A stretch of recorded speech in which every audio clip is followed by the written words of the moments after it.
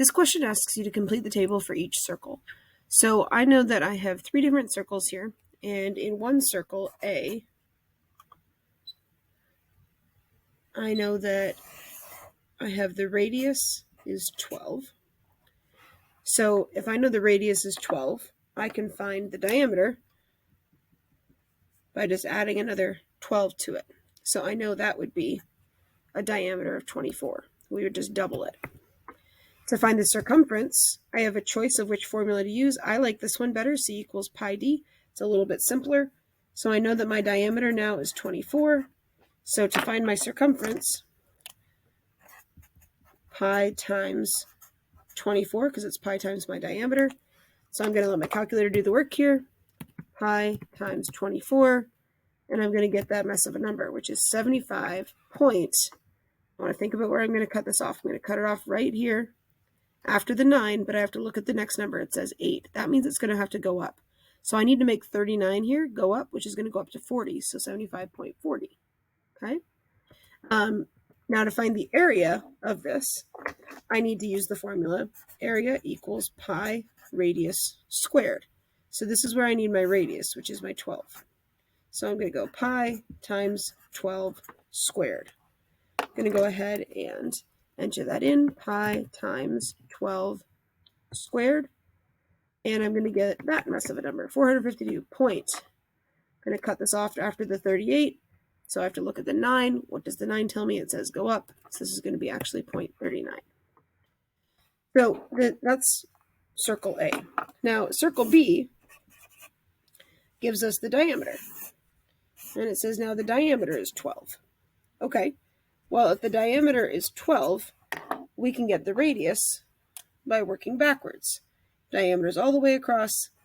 That means the radius is halfway across. We know the radius is equal to 6.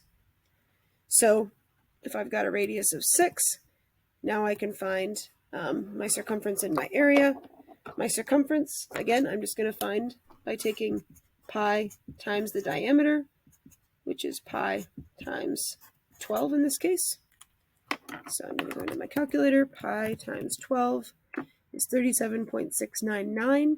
That's going to bump that 69 up to 70. So 37.70. And then if I go back and find my area here, I'm going to use my formula pi r squared. That's my radius, right? It's only halfway across, so that's going to go in here. Pi times 6 squared. So if we've got pi times 6 squared, we're going to get 113 point. Right now it's 0.9. That 7 behind it is going to bump it up. That's going to become 0.10. Now, this last one gets a little bit trickier. Okay, in this question here, we're told that the circumference is equal to 12. So we need to think about how we relate circumference and anything else. So circumference is equal to pi times the diameter. So right now, if I know that that's my circumference, I'm going to put that 12 where the C is. So 12 is equal to pi times the diameter. Pi is just a number. So to get the diameter by itself, we're going to divide both sides by pi. This is okay. It's going to look ugly. That's fine. 12 divided by pi. That's going to give us 3.819 is equal to our diameter. If we round this, we're going to cut it off there. This is going to become 3.82 is equal to our diameter.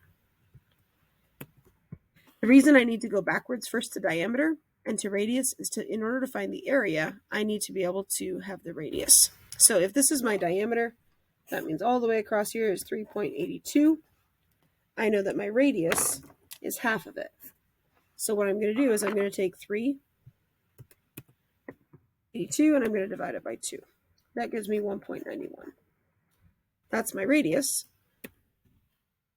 Now to find my area, I'm going to go back over here and think, okay, area is equal to pi times radius squared. I now know my radius. I'm going to enter it in, and I'm going to let my calculator do the work. Pi times 1.91 squared gives me 11.460. That means we're just going to leave it at 46, and we've got all of our answers.